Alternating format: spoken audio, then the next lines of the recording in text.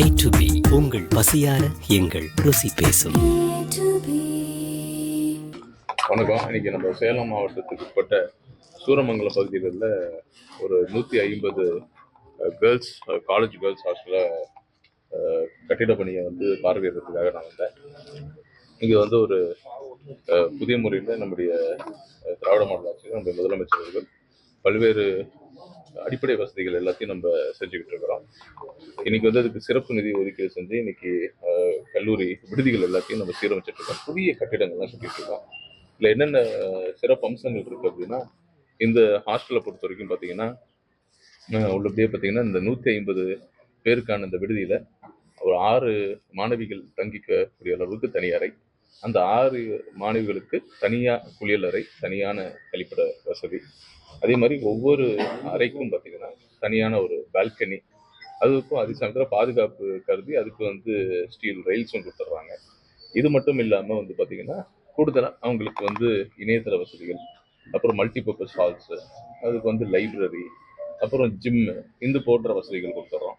அதே போல் உணவு அருந்துறதுக்காக தனியாக டைனிங் ஹால், அதே மாதிரி ஸ்டோர் ரூம், கிச்சன், இதெல்லாமே ஒருங்கிணைந்த பகுதியில் இங்கேயே வந்துடுது.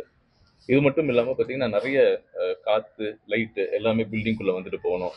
அதனால் அது அந்த அந்த ஒரு தன்மை இருக்கணும். ஒரு காற்றோட்டம் உள்ள அதே சமயத்தில் ஒரு வெளிச்சம் உள்ள ஒரு தன்மையாக இந்த ஹாஸ்டலுக்குள்ளே இருக்கணுங்கிறதுக்காக இந்த ஓப்பன் டு ஸ்கை சிஸ்டம்னு சொல்லக்கூடிய கோர்ட்யார்ட்ஸ் அதுவும் நம்ம கொண்டு வந்துடுறோம். இது முன்புறம், பின்புறம், அதே மாதிரி இடது பக்கம், வலது பக்கம் அதுவும் நம்ம கொடுத்துட்றோம். இது மட்டும் இல்லாமல் பல்வேறு வசதிகளை இந்த பில்டிங்கில் நம்ம தரோம்.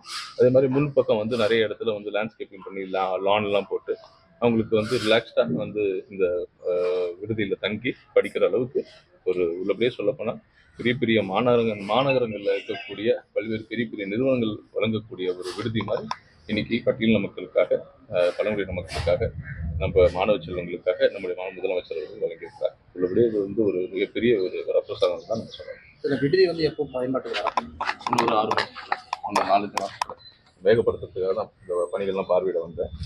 எங்கெங்க மெத்தனமா இருக்கோ எல்லாத்தையும் வேகப்படுத்துறதுக்காக தான் வந்தேன். நம்ம முதலமைச்சர் அவர்கள் சீக்கிரமா திறந்து வைக்கணும், அதுக்காக தான் எல்லாத்தையும் நாங்கள் பார்வையிட்டோம். விடுதிக்குள்ள பல்வேறு வசதிகள் கொண்டு வந்திருக்கீங்க. அதே டைம்ல பாத்தீங்கன்னா அரசு மகளிர் கல்லூரியில இருந்து இது ரொம்ப தொலைவா இருக்குது. அவங்களுக்கு இருக்கக்கூடிய அந்த சிரமத்தை போக்குறதுக்கு வேற ஏதாவது நடவடிக்கை இருக்கு? எவ்வளவு தொலைவா இருக்குங்க? கோரிமேட்ல இருக்கு. 2 பஸ் மாறி போற மாதிரி இருக்கும். இங்கே பஸ் ஸ்டாப்ல இருந்து தூரம். அதுக்கு ஏதாவது மாற்று ஏற்பாடு கண்டிப்பா நான் மாவட்ட ஆட்சியர்கிட்ட பேசிட்டு அது என்ன வழிவகை பண்ணலாம் கண்டிப்பா உங்க கோரிக்கையை எடுத்துக்கிட்டு அதுக்கு முக்கியத்துவம் கொடுத்து நான் என்ன வழிவகை செய்ய முடியுமோ நான் பார்க்கிறேன்.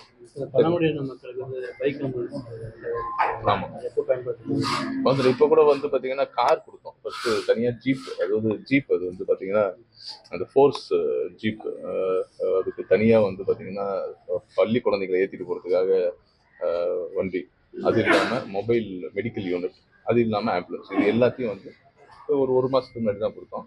இப்போ என்னென்ன பழங்குடியின மக்களுக்கு செஞ்சு கூடுதலாக செஞ்சு தர முடியுமோ எல்லாத்தையும் கூடுதலாக விரைவாக நாங்கள் செஞ்சு தருவோம். இப்போ அறிவிப்பு வரும். அது தவிர சொல்றோம். சேலம் மாவட்டத்தை பொறுத்தவரைக்கும் இந்த ஏற்காடு, கருமந்துறை இந்த பகுதியில் பழங்குடியின மக்கள் அதிகமா வசிக்கிறாங்க. அவங்க கல்விக்காக இங்க டவுன் பக்கம் தான் வருது.